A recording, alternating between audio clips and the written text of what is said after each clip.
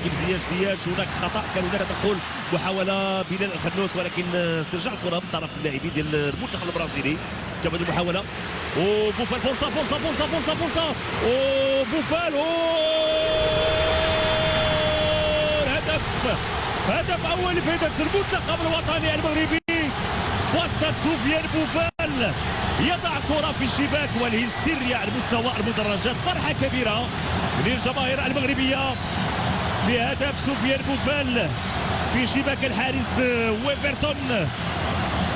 نصف ساعه كانت كافيه للعناصر الوطنيه من اجل الوصول للمرمى بعد محاوله اللي تلعبت بشكل ممتاز. تابعوا من جديد هذا الفرصه، حكيم زياش خطا الكره بشكل ممتاز، انطلاقه كان تمريره، كان خطا على مستوى التمرير بلال الخنوس ثم استرجاع الكره. لاحظوا المناطق ديال المنتخب البرازيلي، تمريره ممتازه ثم سقط الكره لسفيان بوفال. ما زاد ما نقص، وضع الكره بهذا الشكل وبهذه الطريقه وبهذه الجماليه واللي خلى ما كاين اي رده فعل لويفرتون. تابعوا هذه المحاوله، سفيان بوفال يضع الكره في الشباك وفرحه كبيره للاعبين المنتخب الوطني المغربي. تابعوا من جديد سفيان بوفال خطا الكره بشكل ممتاز ولانه كان عاطي لحارس المرمى في الصدر الظهر عفوا، فما تمكنش ويفرتون من ابعاد الكره.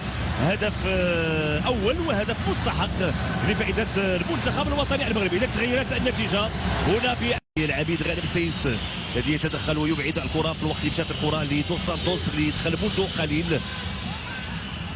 كانت مطالبه بخطا بلمسه يد في الوقت اللي استرجع الكره امام يوسف النصيري، خطيره هدف التعادل لفائده المنتخب البرازيلي. هدف بواسطه العبيد كاسيميرو.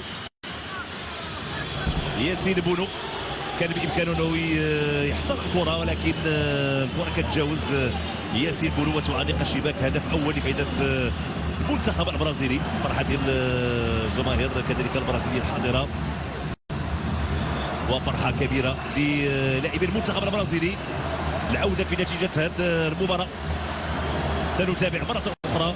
كان خطا على مستوى التمرير، استرجاع الكره من طرف لوكاس، تسديده طرف اللاعب والعبيد كاسيميرو اللي كيوضع الكره في الشباك. هدف اول لفائده المنتخب البرازيلي. اذا كاسيميرو كارلوس لاعب فريق مانشستر يونايتد، لاعب سابق لساو باولو ولبورتو ولفريق ريال مدريد. اذا اصبحت النتيجه الان هدف ليميتي بين المنتخبين.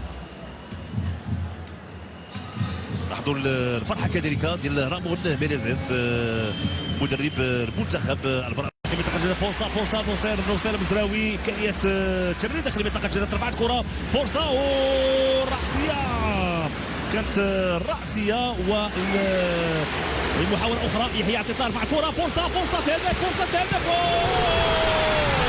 هدف ثاني لفائده المنتخب الوطني المغربي. هدف ثاني بواسطه اللاعب الصابري عبد الحميد الصابري. ورقه رابحه، من حقك تفرح، من حقنا جميع نفرحوا يا وليد، من حقنا نفرحوا بهدف ثاني في شباك منتخب سيليساو. عبد الحميد الصابري يضع الكره في الشباك. فرحه كبيره بحضور كل الاجيال تحضر لمتابعه هذه الملحمه امام منتخب برازيلي ومنتخب برازيل افريقيا والعرب.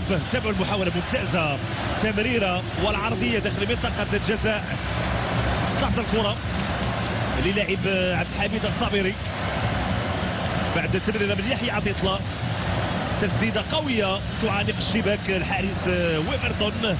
والمنتخب الوطني المغربي يتمكن من انه ينتزع مره اخرى تقدم امام منتخب البرازيلي. تابعوا المحاوله، قطعت الكره في البدايه للاعب وليد عشديره ولكن عبد الحميد الصابري هو من تمكن من التسديد.